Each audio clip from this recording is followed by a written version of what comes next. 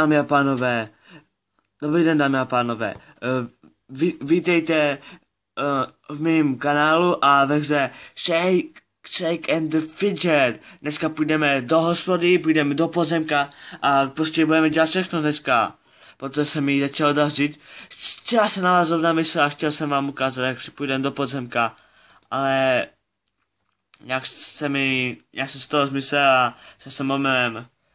Takže dneska vám ukážu vlastně sebe a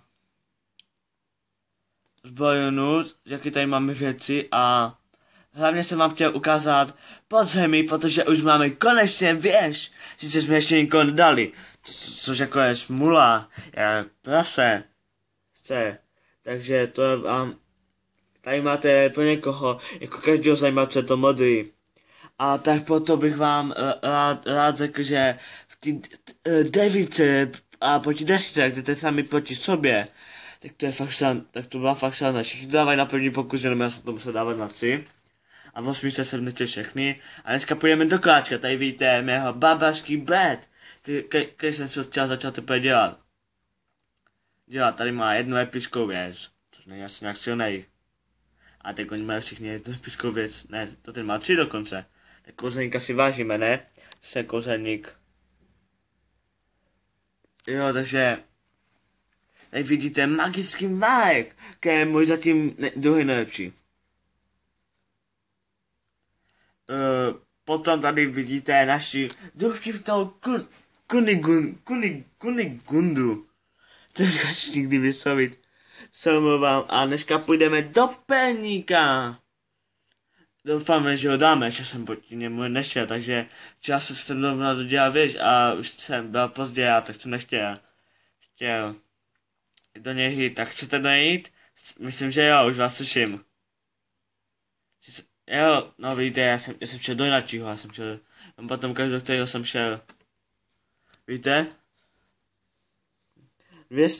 200 proti 150. To není sranda na fakt tohleto.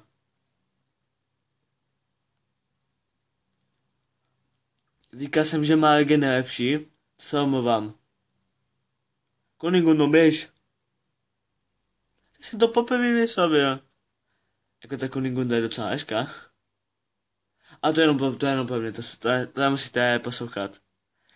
Dívejte se a dalším vstupu vám ukážeme Čechovní bitku a můj.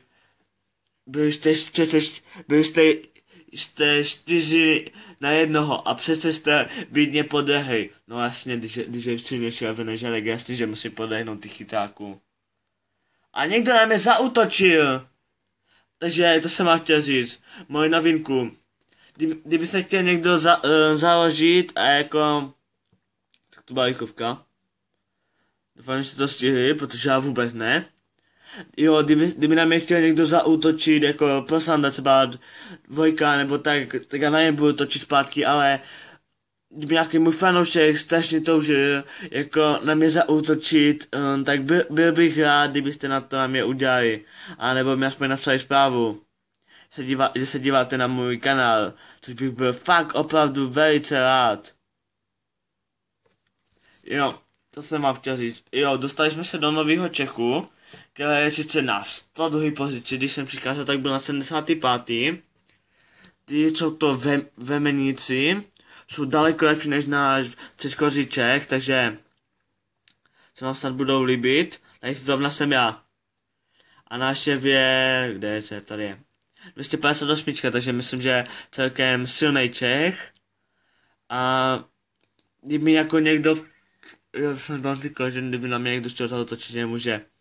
No a ještě jsem si pro vás založil jako, že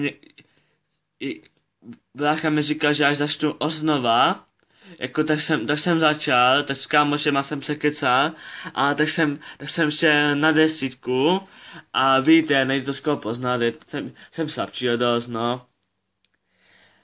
Takže i na 10, kdyby někdo chtěl fakt jako na 10 se mnou seznámit, tady moc videa točit nebudeme, ale tak buďte být rádi. Tady ještě vůbec nic epického nemáme, tady jsme úplný lamy. Teď normálně ještě sklíčko. Škoda, tak fakt tady na mě může a byl bych rád, kdyby jako někdo na mě šel na tu dvojku. Jako, abych viděl, že jste moji fanoušci, tak bych byl rád, kdybyste fakt dali like nebo odběr. Takže dneska jsem vám asi ukázal všechno, co jsem chtěl. Jo. A příště vstupu vám teda ukážeme Čechovní bitku, což bude hodně silné. A snad dáme podzemko, doufejme. Jo, anebo ještě není konec, dámy a pánové. Teď bonus pro vás. Lidičky, těšte se. Vybíráme Frya, který má 3 věci, ne 4, 5 věcí, ne 6 věcí epických. Takže na ní půjdeme, uvidíme, snad ho dáme. Tak lidi, dívejte se a na to bude krátký. Po něj. Nad tímto protivníkem se může ten pousnout a tenhle souboj byl pro vás procházka růžovým sadem. Nic moc hodinského, to bylo hodinské, jsem na něj vůbec zautočil. No, to je jedno. A takže od minulého jsme se tady hodně posunuli v tabulce.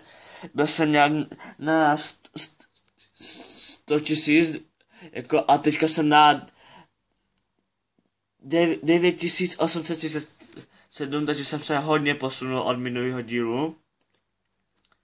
A jo, na toho 10 minut utočil, proto se tam měl, to je jedno dohromady.